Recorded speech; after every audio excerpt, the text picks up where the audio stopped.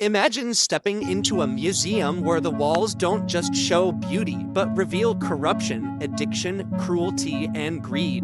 Where the paintings are not just images, but full-blown stories of love, loss, madness, and consequence. This isn't modern social media or a political cartoon. This is the 18th century, and the man holding the paintbrush is William Hogarth. His art doesn't just sit silently in a frame, it speaks, argues, and laughs at the world's foolishness. In Tate Britain's Great Art Walks, you walk not just through a gallery, but through Hogarth's London, a place full of broken promises, dark humor, and painful truth. He was the first of his kind, an artist who turned satire into masterpieces. Long before cinema or comics, Hogarth was showing us what society really looked like. And centuries later, the questions he raised still haven't gone away. What does that say about us? And why does his art still sting? Let's step into his world and find out. William Hogarth was one of the most original and fearless artists of 18th century Britain. Born in 1697 and raised in London, he grew up surrounded by the sights, sounds, and struggles of a city that was fast becoming the heart of a global empire. But behind the glitter of commerce and culture, there was another London, one filled with poverty, vice, corruption, and inequality. Hogarth saw both sides, and he chose to make them the subject of his art. Today, if you walk through the galleries of Tate Britain, especially along its great art walks, you'll encounter the work of Hogarth not as dusty relics of the past, but as living, breathing narratives that still speak to modern audiences. Hogarth was not interested in painting the elite in flattering poses or creating idealized views of the countryside. He believed that art should speak truth and reflect society as it really was. He used humor, irony, and sharp observation to create stories that exposed the flaws of human behavior. This made him a pioneer in visual storytelling. One before the age of film, Hogarth was telling complex moral tales in a series of paintings and engravings that functioned much like today's graphic novels or storyboards.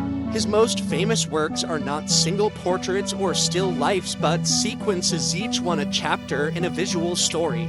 As you explore his art in Tate Britain, you step into the streets of Georgian London, filled with gamblers, thieves, lawyers, politicians, prostitutes, and preachers. His work was not only entertaining, but educational. He believed art could teach lessons, warn people, and maybe even lead to reform. One of his earliest and most powerful series was A Harlot's Progress. It tells the tragic tale of Moll Hackabout, a young woman who arrives in London with hope in her eyes. She is quickly tricked and forced into prostitution. Over 6 scenes, Hogarth shows her descent from innocence to disgrace, from being a wealthy man's mistress to a sick woman dying in a squalid room. This was not fiction, it was a reality for many women in the city. Hogarth did not try to cover up the misery. He showed the dirty rooms, the harsh streets, and the cruel people who profited from her fall. But he also added humor and details that made people stop and think. His use of animals, such as a cat that hisses or a dog that mourns, reflected human emotions and reminded viewers of what was natural and what had gone wrong. Next came A Rake's Progress, another moral story in 8 scenes. This one followed Tom Rakewell, a wealthy young man who wastes his inheritance on gambling, women, and drinking. He ends up in debt, prison, and finally a mental asylum. Each image is packed with signs, clues, and expressions that tell us exactly what's happening. Hogarth's genius lies in how much he could fit into one scene. You see the main action, but also dozens of side characters, each contributing to the story. You see musicians playing, pickpockets stealing, children fighting, and lovers arguing. These are not random, they all support the central theme. Hogarth wanted viewers to look closely and discover things for themselves. At Tate Britain, standing in front of these large-scale images, the layers start to unfold. Every time you look, you notice something new: a newspaper headline, a spilled drink, a broken mirror. These details build a world that feels real and immediate. In Marriage Law Mode, another celebrated series, Hogarth turned his satirical eye on the upper classes. It shows a marriage arranged between a young woman from a wealthy merchant family and a titled but bankrupt nobleman. The union is one of convenience, not love. As the story progresses, we see both the husband and wife engage in affairs, fall into illness and despair, and ultimately die. It is a story about hypocrisy, vanity, and the dangers of marrying for status rather than love. Again, Hogarth fills each scene with clues. A dog turns away in shame, paintings in the background mirror the characters' fates, and servants roll their eyes while their masters pretend to be noble.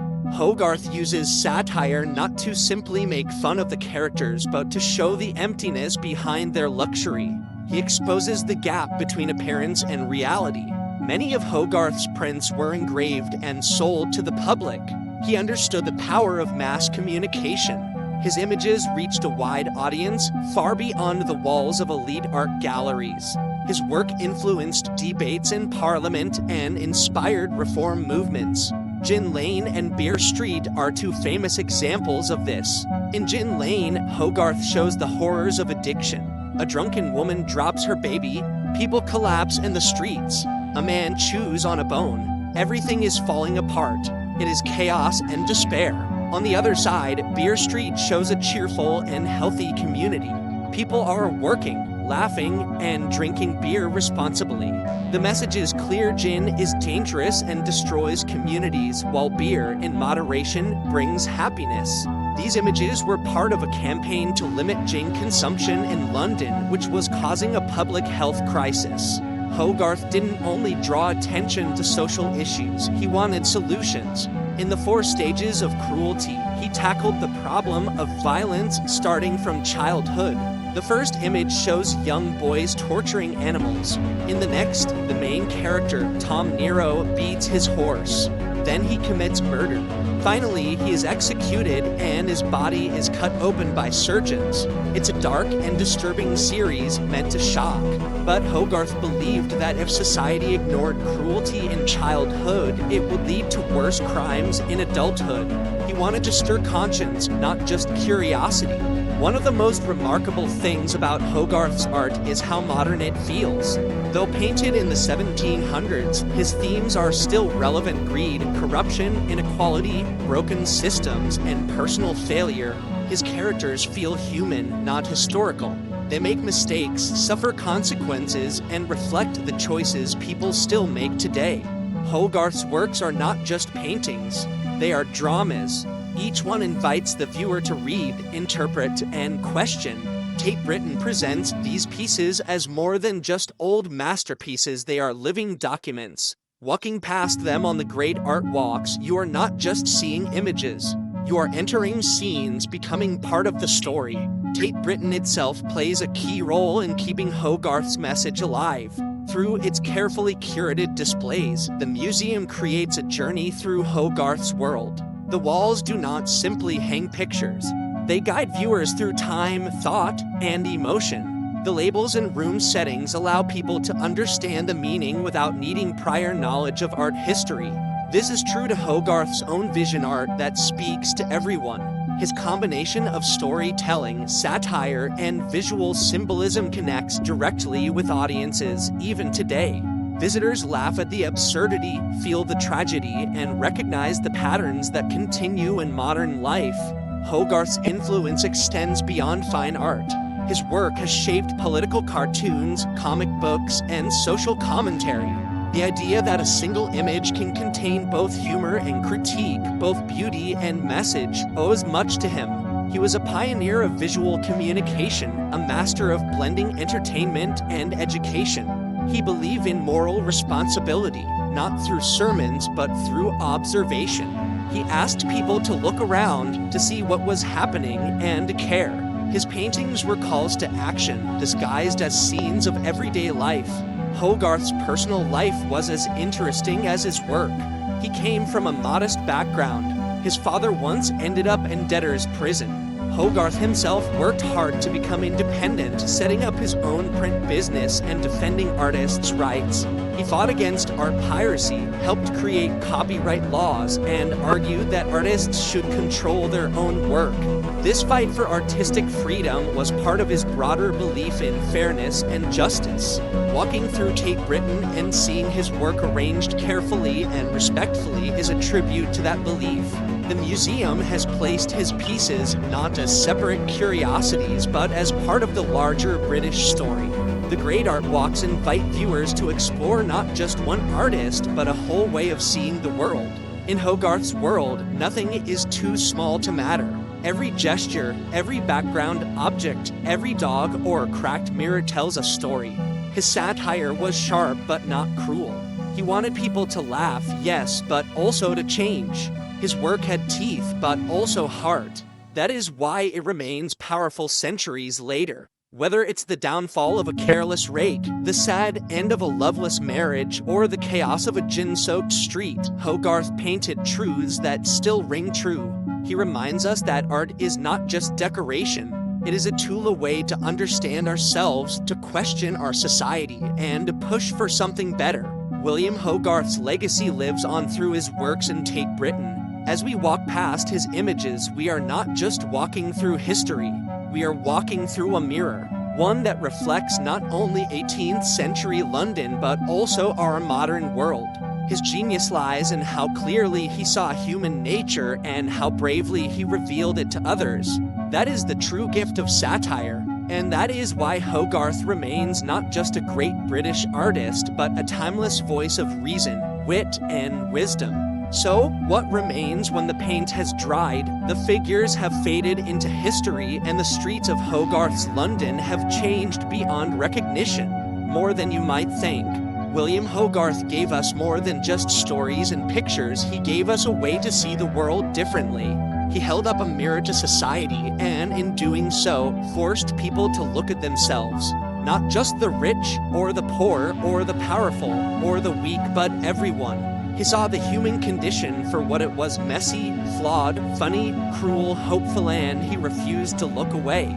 He didn't create art to impress, he created it to expose, to question, to provoke. His paintings weren't quiet decorations, they were loud, sometimes uncomfortable, sometimes heartbreaking, sometimes hilarious, and they still are. That's why, centuries later, his work still hangs with relevance in places like Tate Britain. Because the same pride, greed, vanity, corruption, and injustice he painted still exist in our world today. We still chase wealth without wisdom. We still destroy what we don't understand. We still laugh at others' misfortunes instead of helping them. Hogarth saw these patterns in his time, and he used his brush to warn us. And we are still catching up. In a world of filters, fakes, and polished surfaces, Hogarth's work remains raw and honest. He wasn't afraid to paint the ugly truth because he believed that facing it was the only way we could ever fix it. His art teaches us that progress doesn't come from pretending everything is fine. It comes from paying attention, asking questions, and caring about what we see. And the best part, he didn't lecture or preach. He told stories. He made people laugh, then made them think. And sometimes, when needed, he made them uncomfortable. But he never made them bored. William Hogarth showed us that art can be more than beauty. It can be bold. It can be brave. It can make a difference. So the next time you walk through a gallery or look at an image, ask yourself, what is it saying? Is it just there to be pretty? Or is it trying to tell you something deeper? Hogarth's genius was not just in painting people, but in revealing people. Not just in showing their faces, but in showing their flaws. And in that honesty, he found something timeless. Because even now, we are still living in a world that needs to be seen clearly. We are still surrounded by choices, temptations, and consequences. And maybe, just maybe, we still need voices like Hogarth's, sharp, satirical, and unafraid, to remind us of who we are and who we could be. His canvas may be old, but his message is forever alive. And that is the true power of great art.